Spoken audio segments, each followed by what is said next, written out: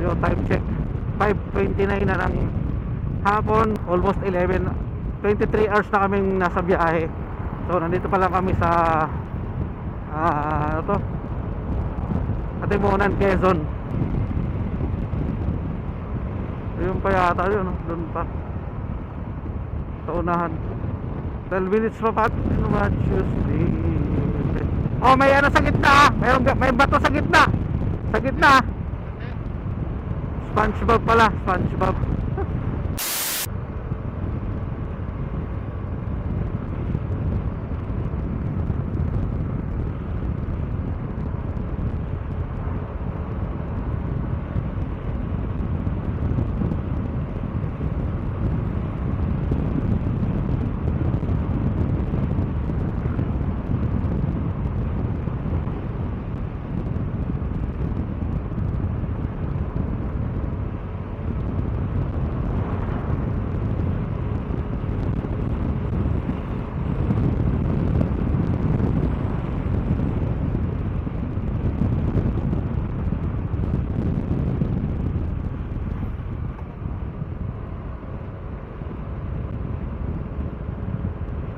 Ano yun?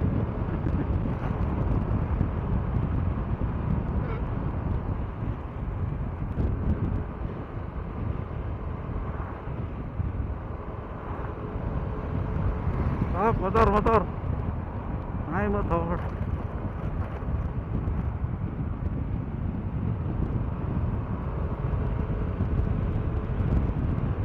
Baka pala.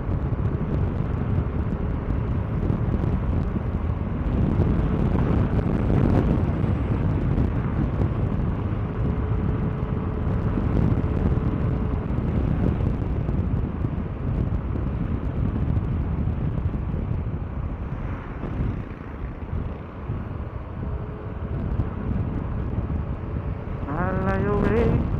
Ano ba, Tuesday? Oh, may ano sa gitna. May bato sa gitna. Sa gitna. SpongeBob pala, SpongeBob. Square pants pala yun, square pants.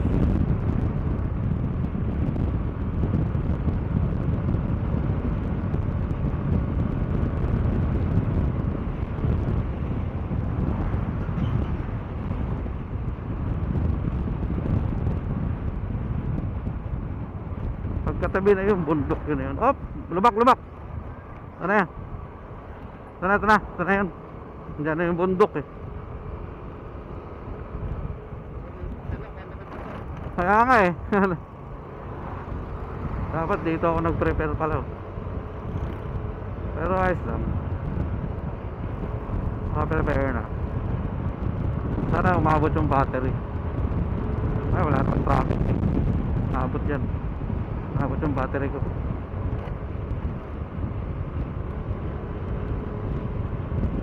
Kaya naman ng battery isang oras eh.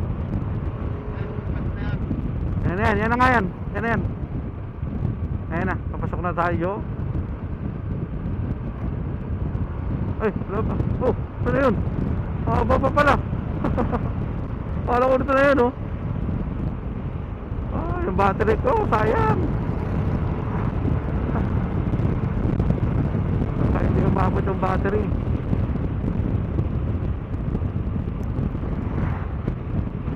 Layo pa pala. Hello.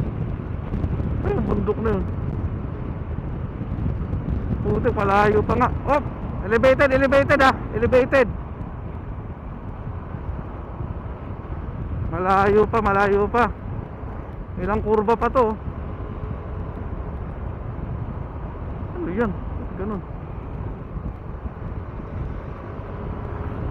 Malayo pa pala.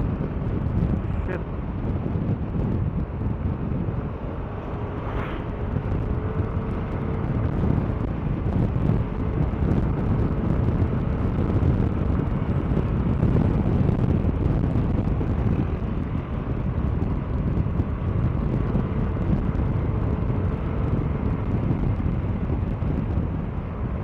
Yun pa yata yun, no? Doon pa sa unahan.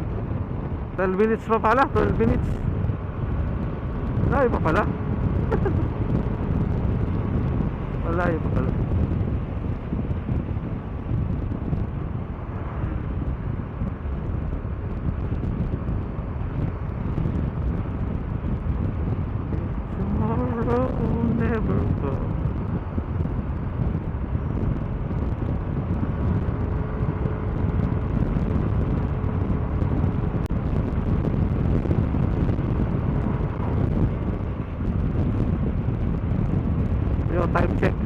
5:29 na ng hapon ngayong May 23, 2026. So almost 23 hours na kaming nasa biyahe.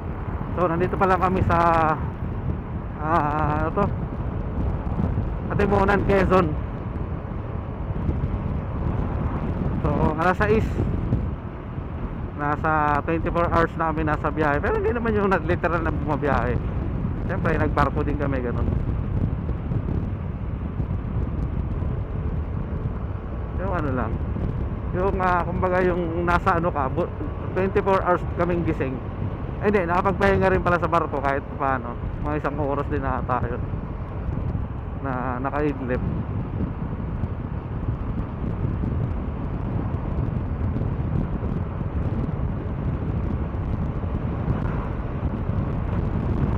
.2 kilometers pa pala.